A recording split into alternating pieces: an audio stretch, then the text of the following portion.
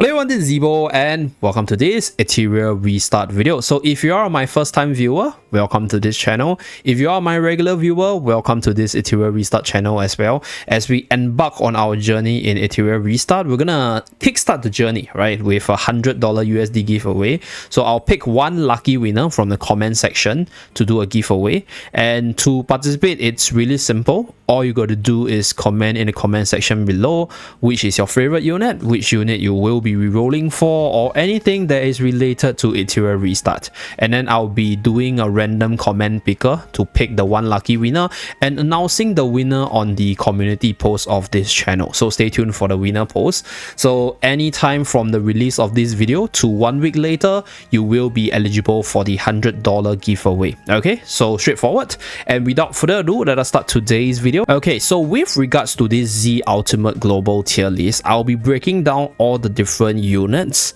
and talk about their usage based off the past CBTs that I've been in, and also the most recent CBT, and also with regards to the recent nerfs and buffs before global release. So there are certain units which are T0 in the final CBT, but they got nerfed, so they definitely became a lot weaker, but some of them are definitely still really viable. So that's why I'll be putting them in the T0.5. So T0 tier is basically the most meta units, the most versatile units with really little replacements, and they are basically units either you reroll for or you're gonna build up in your account no matter what. Like, they're just really strong and really unique for what they do.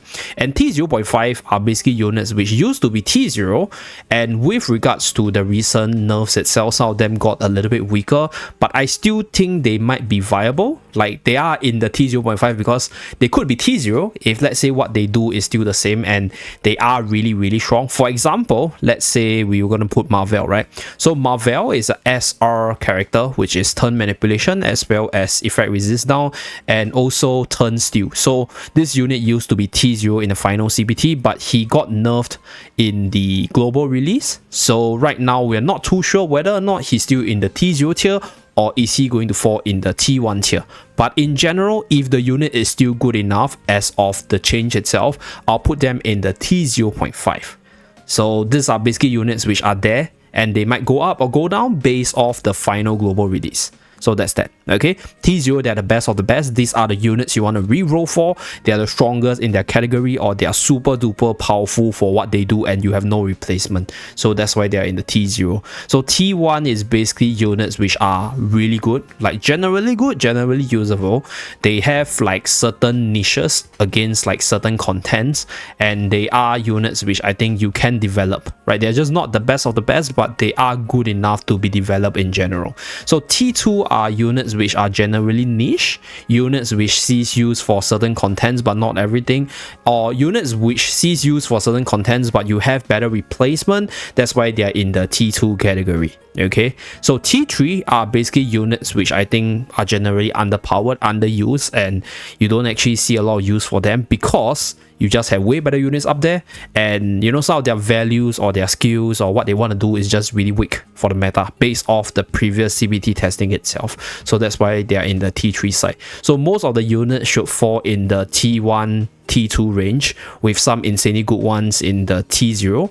There will be some T1 unit which I think is insanely powerful after the buff that might actually go up into T0.5. So there's a final round of buff and nerf to the units before the global release. So for those of you guys who are new, you guys don't have to care too much. For those of you guys who have been playing the past CBT, just know that some of the OP characters that used to be T0, they definitely got a little bit weaker. So that's for today's tier list. Okay, so there's this unknown tier list. This unit, I think her name is called Mizuki or Mikoto.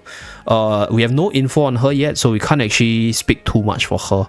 I think we have to sort of wait until the global release or the new Animus video to talk more about her. But as of the recording of this video, she will be in the unknown category. So before we start, if there's any major shifts in the meta for the tier list itself, I will definitely be doing an update for this tier list on the actual global release. Okay, so without further ado, let's start with the T3 tier. So for this tier itself, most of the R units are here. So these units, they are slightly underpowered, and like they are the lowest rarity characters, so their numbers as well as their abilities, they ain't the most spectacular. So like usually you won't want to use them, although there's a few of them that has some niches. So one is the number 41, this white hair lady over here. She's a healer with some turn meter manipulation. She also got nerfed recently, which showcases the power of the turn meter manipulation. So even though she got nerfed, I think if let's say you don't have a better turn meter manipulator in RTA, she could be your very niche pick. So that's one thing about her. She's not that stats reliant, although her heal would appreciate some attack, but generally speaking, I'll say very cheap and I'll say niche support character, but still very underpowered, so she's here. Then we have Ashu. So Ashu is an AoE damage dealer with damage over time debuff, 3 stacks of it in the second skill. There's a I think 70% chance to apply a silence on the third skill after the AoE damage as well.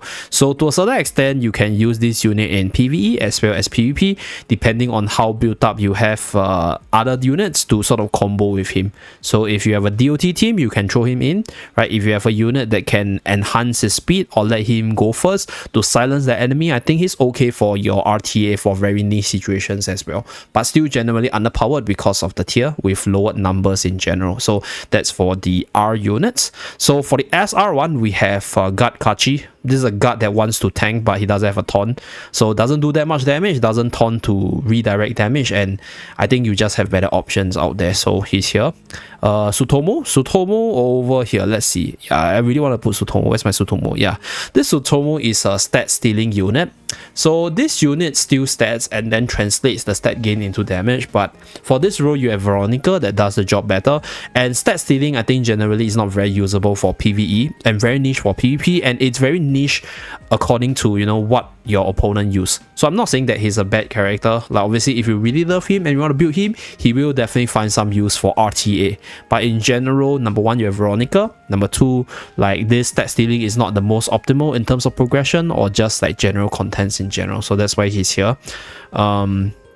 Kazumi Kazuyo, Dispel with a little bit of speed control, very spread out kit itself. Like it's not focused, and like even for what she does, you have better substitutes, like way better ones. So there isn't a particular game mode that you really need her for. So like her other form I think has a very niche use as a controller, but this form is relatively weak. So that's for Kazumi. Let's take a look at the others. Okay, so with regards to the SR side, I think that's pretty much it. Maybe Dorothy? Oh wait, RC77. Yeah, this guy, super duper weak. I haven't seen any use for this character, be it RTA or even like your general PV contents, and I think you just have better choices. So like I think these 4 SRs are characters which I generally wouldn't recommend people to train, cause like yeah, they are not that useful and you just have way better options anyway. So that's that. Oh yeah, one more. Can't even remember her name. I think her name is called Obero. Yeah, Obero right here has a little bit of damage, but like yeah, the values are not that good, and like I think even with the nerfs to some of her competitors, she's still not up to standard, and like I don't actually see her a lot in the past, and I'm not even like sure what she does exactly. I just know she does a little bit of damage with some debuff, if you remember correctly. So that's just how forgettable she is, right? And like I there's nothing changed about her, so I don't think she's gonna be better. I'm just gonna put her in T3. So that's for the T3 characters, right? So these are the SR which I generally don't recommend. So moving upwards, we go into the T2 side. So T2 are basically units which has general niches, and I think generally you might be able to use them from time to time for very specific contents. So first one will be Kazumi Reverie. So this is for Doki Doki for the control, and then for the slumber ability, the thing about slumber is slumber will actually be awakened by your own team if you hit the enemy. So like it's not as powerful as a freeze, for example, where you can freeze the enemy and then you attack them, they don't get unfrozen, right? So this is where I think Kazumi in PvP definitely has some use for the control itself, but it's quite niche, right? On the PvE side, you can use her as a controller against the Doki Doki like minions, for example, which is a very consistent dungeon that you'll be using her for. So I guess you can put her here. Another SRT2 would be I think yeah, the base Rin. This is a red taunter. So tank with taunt. I think she does her job pretty well, but I guess the only game mode where she would actually shine would probably be PvP for very niche situations, as well as Terramaton. Right, other than that, I guess you can use her as a tanker, but why would you want a tanker when you only have 4 slots? So like just want a healer, 2 damage dealer, and maybe like 1 buffer, debuffer, and that's the usual team building route for most teams. So this unit as a tank is very, I'll say, forgettable, and she doesn't do that much damage in the first place. So yeah, you will be losing precious time in terms of farming when you're using these sort of slow ass tanky units in most cases, unless the tanky unit does a lot of damage. So that's for the Rin, the tank version. I think the base Dorothy is T2 as well.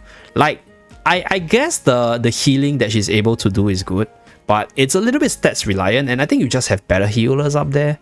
Like, so far, most of the time when I see her, she's like used at the start, and then people use Lingluo or Sanya in the CBTs itself, and then later on there's Mia, right? So there's still a few like shielders and healers, and even the Chiaki base version got buffed, so I think you just have way better replacement for her in terms of the healer category. So I'm just gonna put her in the T2 side. So that's for the SR.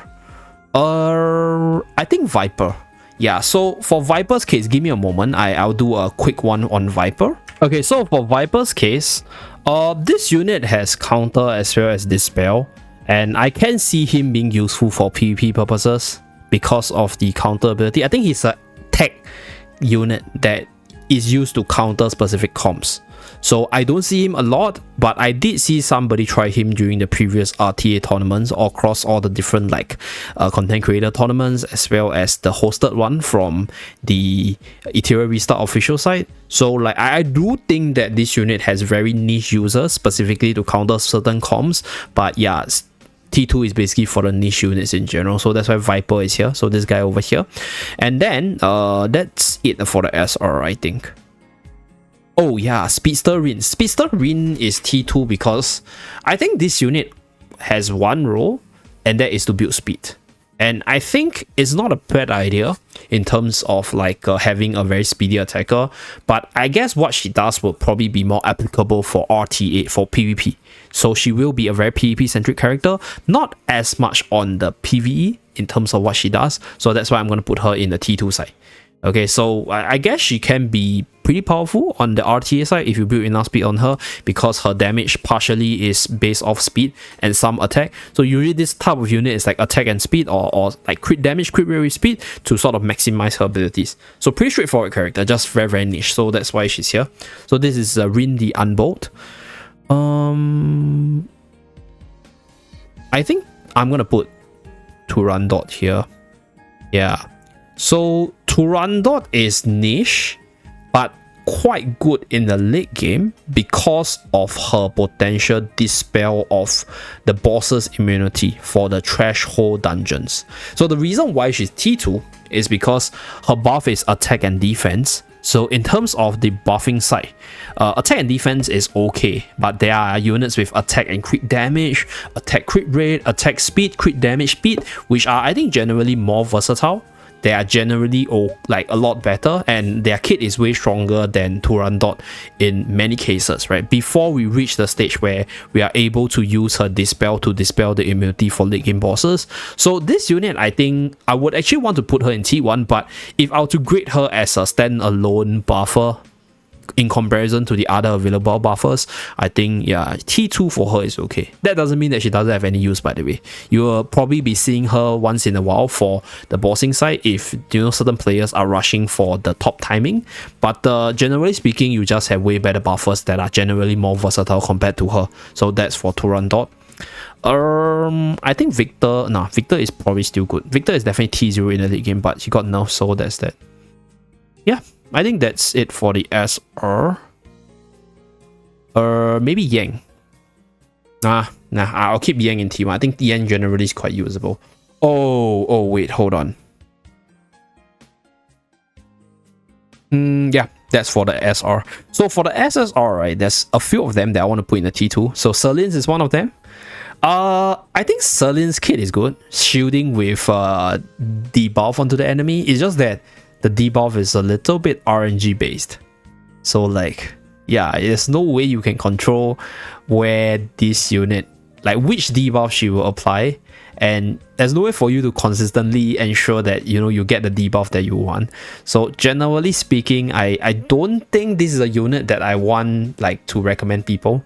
So that's for Serlins. Okay. For the SSR side, okay. I want to put Boschney here. Because like, okay, so why? Boschney on paper sounds really good. This unit has an anti-passive, so when he attacks, he can ignore the passive of the opponent. He can translate some attack into the HP. But even though he got buffed on that perspective, if you calculate the numbers itself, assuming this guy has like 4,000 attack, for example, from 500%, so his skill translates 500% of the attack into HP previously. Right now it's 550, right? So let's say if you have 4k attack, and previously it's like 20,000 HP, additional HP. Right now it's about 20,000, okay, about 21,000. Okay, so it's not like massive. It's not like game-changing kind of number. So like that's one thing. And the ignore passive part sounds amazing on paper, but it only applies when he's attacking. So like if the opponent doesn't have any defensive passive, it is quite useless, because when the opponent attacks on their turn, they're still able to activate their offensive passives. So that's one. And another thing is because like for Boschney right here, right, he's not exactly the fastest character, and he's actually pretty frail even though he's able to get some HP based off the attack. So that's why, like, yeah, like in terms of what he do, you just have better units, and like a part of his kit is kind of useless in the meta because there isn't really a lot of insanely powerful passives running around yet. But this unit's ability might be good moving forward with more passive ability that is OP in the meta. So that's for this unit over here. There's just a lot of units with really powerful active skills that like passive is not a thing. So that's for Boschney. Okay. Rahul got buffed, so Rahul's probably T0.5. Or Tiamat got nerfed big time. Oh yeah, Veronica. So Veronica is I think even though Veronica got buffed, but Veronica's role is still relatively niche. So Veronica's insanely powerful for PvP. I think the ability to steal your opponent's buff and then do a lot of damage to them from the stolen buff is good. And with the increased percentage on the stats distribution, I think Veronica has specific niches which could allow her to be a really strong PvE character. I mean PvP character. PvE wise, I think it's a little bit niche. Although like there are certain like units with a lot of buffs that she might be useful against, but it's far in between. So like for that niche role, I'm gonna put her in T2.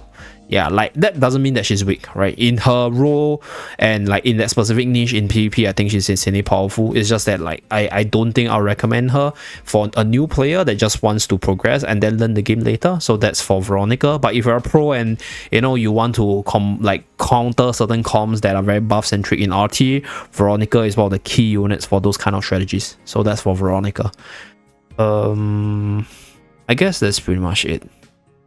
Yeah, the rest of the other characters I think are generally usable. Oh yeah, Sanya. Yeah, okay, Sanya is that. If Sanya is here, I'm gonna put Fungus here. So Sanya and Fungus, they belong to this really powerful archetype known as the damage over time team. So Fungus is a damage over time attacker over here, which is able to do a follow-up damage onto the opponent based off the allies attack. So he's able to stack a lot of DOT and do a lot of damage over time, which I think is quite good for farming. But like outside of that, I guess he does decent damage on his own. So like if I were to sort of group him, I'm in the dilemma whether to put him in T2, because Sanya is a unit which is insanely powerful in the DOT team, but like pretty average everywhere else. So like I can't force myself to give her higher, even though I love her a lot. Like I'm somebody that showcase a lot of Sanya on my channel. You can go through my channel, you can look at her, but she's very, very niche to that DOT team to maximize her potential. So I generally feel that, let's say if you don't intend to build a DOT team or you have other better team options, then you can skip on her. T2, very, very niche to a DOT archetype. So Fungus, I think, can be a decent damage dealer on his own, because like damage over time is just additional damage, but Fungus has follow-up attack as well as speed down on the ultimate and AoE coverage. So I guess I can put Fungus up there. So yeah, we're gonna put Fungus up there. So that's for the Shadow Sanya. I guess that's pretty much it. Oh yeah, I'm gonna put Dorothy the Wisher here as well. So Dorothy the Wisher, I think, yeah, you just have better buffing options up there. Like if you're using her, right, I guess she's usable, but like she faces the same problem as Turandot, I guess. Like in terms of this buffing role, there's a lot of good buffers. There are attackers that can buff themselves and even buff the whole team. So that's why like Turandot as well as Dorothy is lower on my list. But I guess they are generally usable if you don't have the other better ones, in case you are free to play or lower on resource or just really bad on your gacha lah. So that's for Dorothy the Wisher, and that's it for the T2 side. Yeah. So that's for the T2. Okay, so we're gonna go to the T1 side. So T1, just a recap, is basically the tier where I think the units are usable. Like they might not be the best, but I think you probably don't go wrong with them. Like they will be able to find some use depending on what sort of roles you need them to fill, depending on their kit. So for this one, we're just gonna put like number 1 Sanya. So Fungus, I explained, this is a damage dealer. His first skill is normal attack with a damage over time stack. Second skill is a follow-up attack which deals damage after the ally attack with a certain percentage. So it's not 100%, I think it's 70% max. And then third skill is AoE, which applies DOT, damage over time, plus speed down. So I think as an attacker, this unit does his job okay. Not the strongest, but much stronger in the DOT team. So that's why he's only T1. Sanya got nerfed, and I'm not going to put Sanya in T0.5 because Sanya's nerf is massive. It, I'll say, greatly reduced her healing to not make her as OP as she used to be. This unit in the final CBT is definitely T0 based on what she do. She can revive, she can increase max HP of the unit revived, she's able to heal, and she's able to dispel based off her, she's able to dispel and heal based off her max HP. So the values of the heal got reduced, like the max HP percentage reduced, as well as there's a part of a kit where she's able to heal more if she's at a lower HP, so that value also got reduced. So I'm just gonna put her in T1. I think she's still gonna be usable, but it's just like, yeah, like she's not the best of the best, so that's why T1 here. Chucky, I think Chucky is a buffer that doesn't actually go wrong, but you just have better option because Chucky's base speed is really low. So she has Avenue Maria, turn meter manipulation, as well as dispel and attack buff. So generally good buffer, is just that usable, but you have better options in T0.5 or even T0. D-Ting, yeah, D-Ting is quite strong as a single target damage dealer. I guess as a damage dealer, this unit is okay. In fact, I actually wanted to put D-Ting in T2 because as much as D-Ting's damage output is good, right? Okay, so D-Ting has an insane damage output in the late game, but this unit is very, very late game centric because the main stats for this unit is crit rate, which is one of the very late game stat. So yeah, I'm gonna put him down. Yeah, so the reason is because like he's strong, but in a very late game. So as a progression character, you have better choices, and like you only really build him once you get access to the crit set anyway. So that's that. We're gonna put him down here. Chucky, the main version. So this character, I guess, used to be T2, but she got buffed in terms of the heals as well as the stat buff that your Origami Guardian gave. So she's a much better healer right now. Don't think she's going to be game changing, but the values improvement definitely made her a lot more viable as a decent enough healer, right? I'll say, yeah, might be able to compete with Sanya being nerfed. So Chucky here. Oh my god. Yeah, Gray, like I think this unit, you generally don't go wrong with him. Like he has crit rate, he has like extra turn from the second skill, he has a AoE skill which deals massive damage and applies a defense down when he crit, which is easy when you build sufficient crit rate on this unit. So very free to play friendly character because it's like the free character that you get, and then being an SR character means you can actually max out the dupe side more easily. So yep, very generic good character all around. Gray. Lian, yeah, I think Lian is okay. So for this character, this is one of the character that you get at the start as well. So she's a character which you need to level up for the quest. So like you definitely need to train her a little bit, and she will be your main carry for quite a bit until I'll say like the mid late game portion. So You can choose to still upgrade her in terms of her other capabilities, other than just upgrading her skills itself. So she, I think, will still be usable no matter what. Like, just a generally good unit in the early game and still usable in the late game, and also usable across different contents. So you just need to put a few buffs on her and I think she's good to go. So T1. Let's see. Okay, I think Yang and Xiada and Victor. Okay, so let me explain the SRs first. So Yang is turn meter up with some buffs for the team, which I think is pretty generic. So I guess as a buffer, he does his job. And I've seen him in some top teams for the different bosses in the few CBTs. So yeah, I guess he will be able to find some use, and I think he's generically good as a like utility character. Victor, this unit is T0 previously, but I think the nerf on him is too big.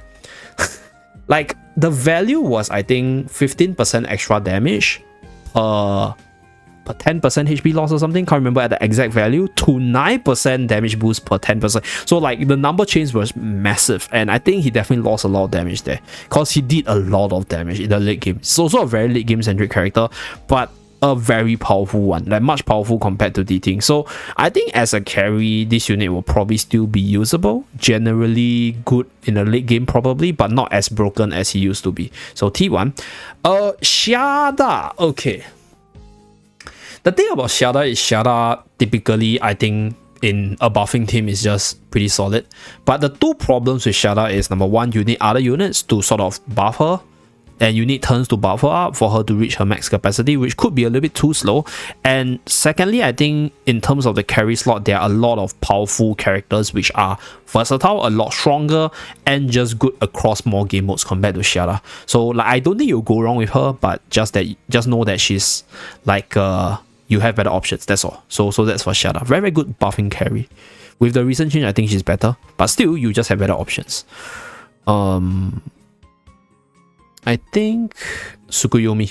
Yeah, Tsukuyomi as a buffer, I think is okay.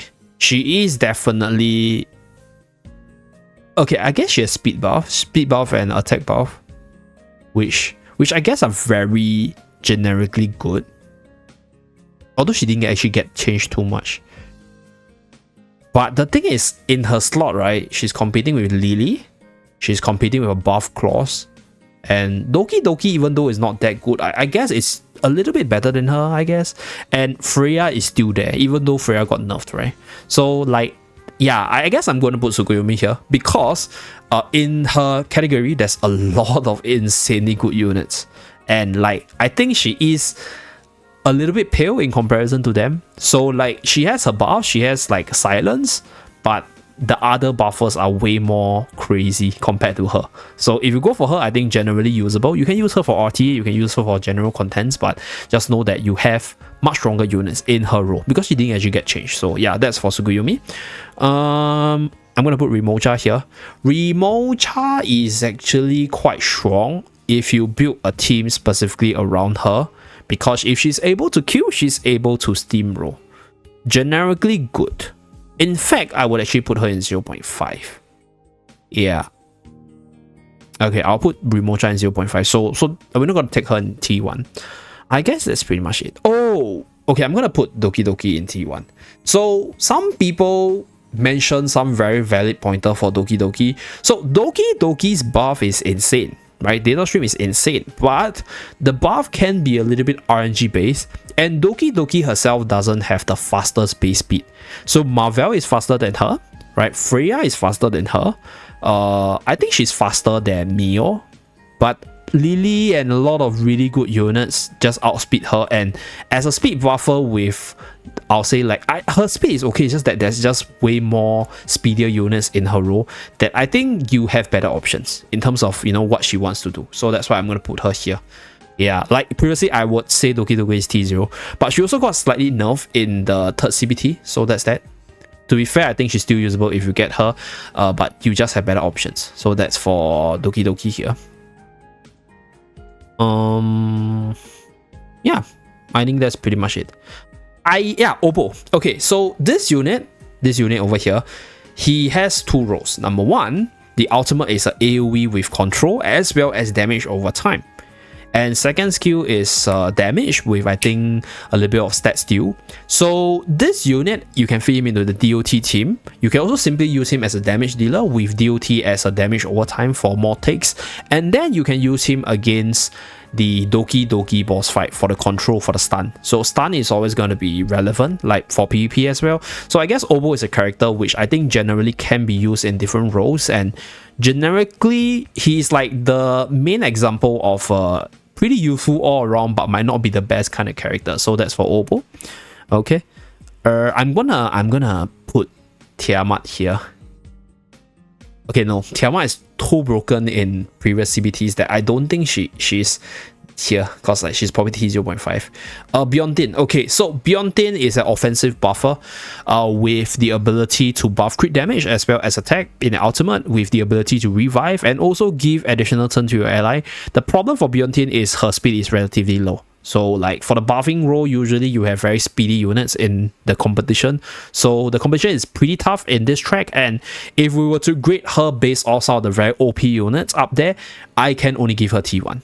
Right? Some people might give her T0.5 because her crit damage buff as well as attack buff is very important for you to get like minimal dungeon timings, which could assist you in farming. So it really depends on how you view her. If I were to grade her as a buffer with the comparison to other OP characters, she's going to be here. But if let's say I grade her as a like a speedy speed run kind of damage buffer for the team, maybe T0.5. So that's for Beyondin, but I'll just put her T1.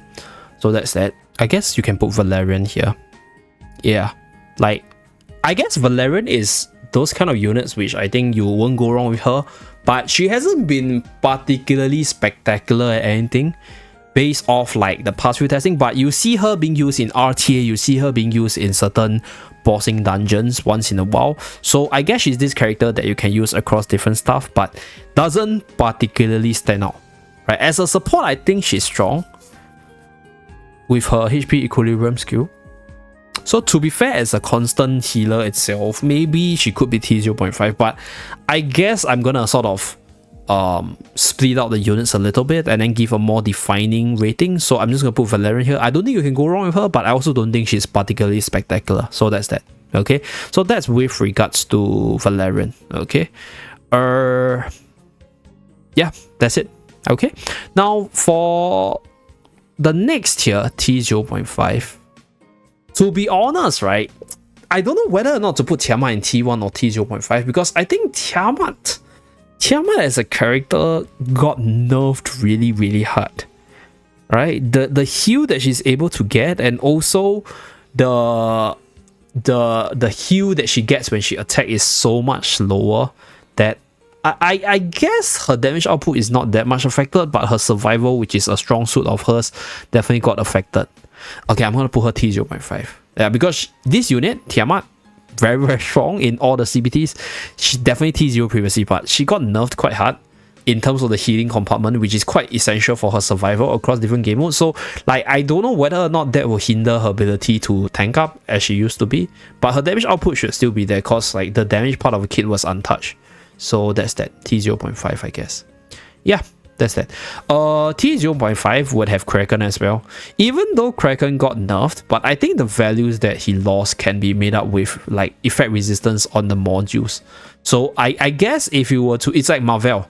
Like Marvel's base stat is still unchanged. Like they changed the ability of the skill and increased the cooldown, which could actually greatly affect this unit. But I think in a PvP context, if Marvel is able to outspeed the speed unit on the opponent's side and then cast the ultimate, it doesn't actually have to go into the second ultimate to win the game. So like I guess in terms of the Marvel nerf, it will affect him harder in the PvE side. But on the PvP side, if you get off the ultimate most of the time, you just win the fight. For those of you guys who have used Marvel in the final CBT. So I guess like he has more competition, because this unit, Mio, is basically a much better version of Marvel in terms of like what Marvel wants to do. So Mio is turn manipulation as well as freeze. So it's a combination of both Marvel and Kraken. So T0, but this is a SR character in the constant faction. So just take note that it will be a lot more tougher to get her unless you reroll really hard for her. But I think she's going to be quite good. So this is a combination of these two units, and that's why she's T0.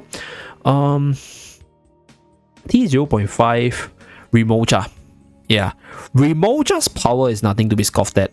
Yeah, this unit has pretty decent single target, and if you do kill the enemy, can translate to really massive AoE damage as well. Good against Doki Doki, and I think PvP wise this unit is very underrated. I've seen this unit perform and just wreak havoc.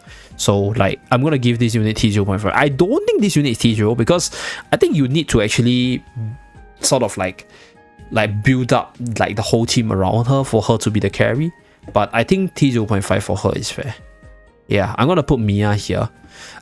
Mia I think used to be T1, but the second skill got buffed up, and I think right now with Sana being nerfed, Mia is probably one of the better healer alternative. Although some might argue that she's a SSR healer, and we have Ling Luo, which is free, and I think Ling Luo is generally versatile and T0 for sure as a healer in terms of what she do, right? Helping you get more buffs as well with the Will's Prayer, and that's why I think Mia as a healer is more of a utility side for the Dispel. So that's for Mia.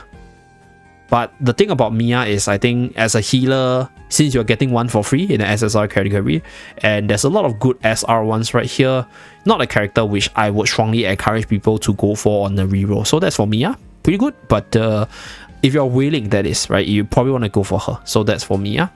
I think Lilith is T0.5.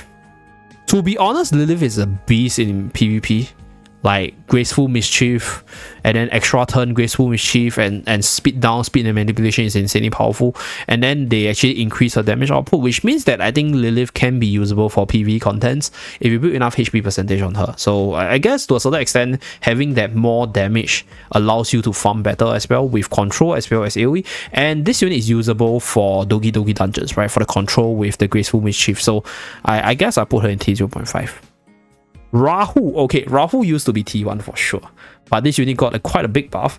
To be really honest, for what he does, he builds defense, he does damage, very tanky, does a lot of damage, yes, with a little bit of debuff, but I don't think it's T0 status though, cause like unless the number change prove me wrong, and like the numbers improvement to Rahu make him a lot more powerful on the numbers in terms of the damage dealing side. If not, I'll just put him in 0.5. Yeah, I could be wrong on that. Like this is probably a unit which I could be wrong, because the buff on him was massive, but he was definitely down here previously, so I'm gonna put him here. I guess that's pretty much it. Yeah, that's pretty much it. Claws 0.5. So this unit is actually the fastest base speed unit. She's a debuffer that has hacking progress as well as speed down in the ultimate.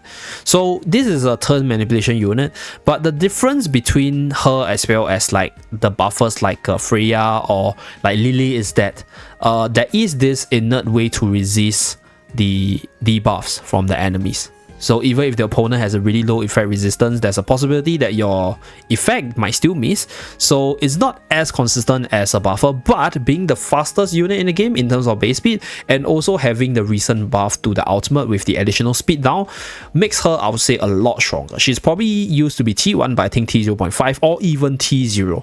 So like I'm gonna put her here first, because like I'm not sure how well she can become.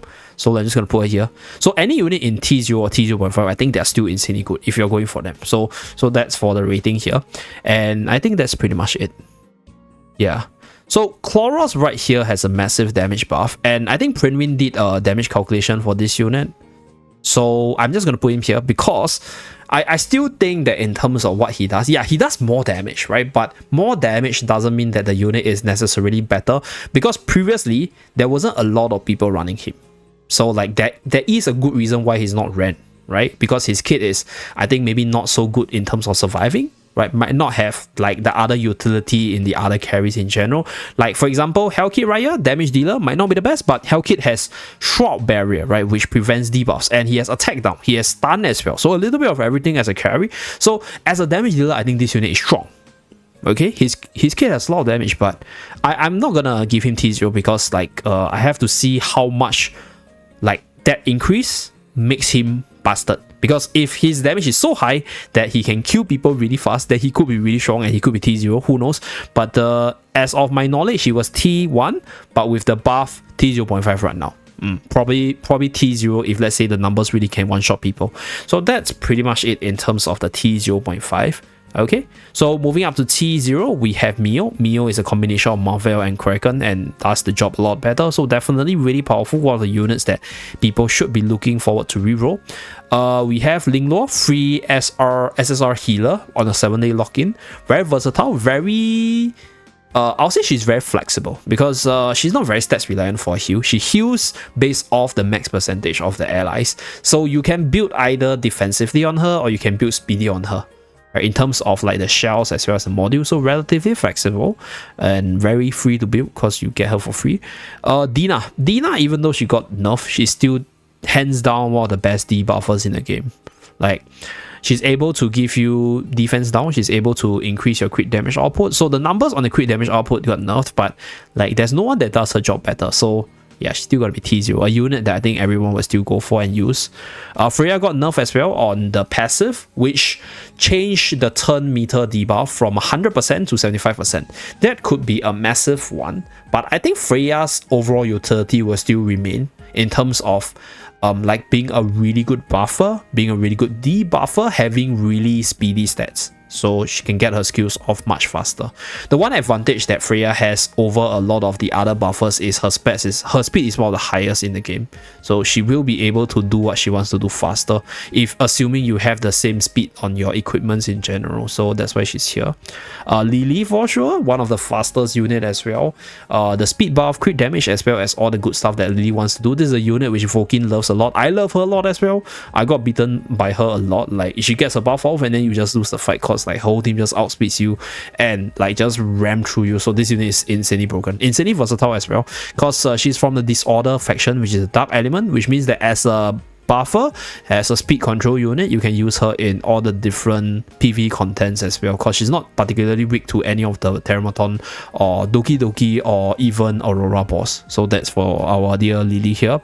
Masaya got buff, and a lot of people seem to find a lot of success for this unit with the defense ignore, as well as this unit being tanky with the invincibility frame. So I guess it's still going to be really good in the global release side. This is one of the reasons why Claws is not higher, because like damage wise there's just a lot of good damage dealers, but they all have a lot more to their kit than just damage. So that's why Masaya is here and Claws is right here. I mean Chloros is right here. This is Claws, this is Chloros. I've seen Rosa's late game power. So this unit has a AoE crit buff, which is a whole team crit buff, AoE damage, as well as has the ability to follow up onto the enemy based off your ally's attack. So if you get the debuff onto the enemy, every ally's attack can proc the second skill, which is additional follow-up attack, which is a lot of damage. And crit rate buff is very universal, which makes this DPS a really good DPS to slot into many different teams. The only drawback for her is her attack is, her attack is not the highest and her speed is not the highest, but her kit is really, really strong, right? Both on a single target as well as the AoE side. So even though she got a nerf, but I think she's still going to be T0 in a late game. Early game progression wise, I think Rosa might be a little bit lacking if you have used her in the final CBT side, but late game I've seen her perform like a goddess, like really, really powerful. So I can see her shining again, and that's why I put her in T0. Hellkit is very versatile as a damage dealer. He's more of a tanky damage dealer than anything else. The ultimate is an AoE skill with the Shroud Mist ability or Shroud Barrier ability. So Shroud Barrier is a buff which gives you additional shield. So as long as the shield exists, your team or your units protected by the Shroud Barrier will be immune to debuffs. So very, very unique stuff, right? You will be able to prevent all the debuff teams from going through if your Hellkit is able to cast that skill first.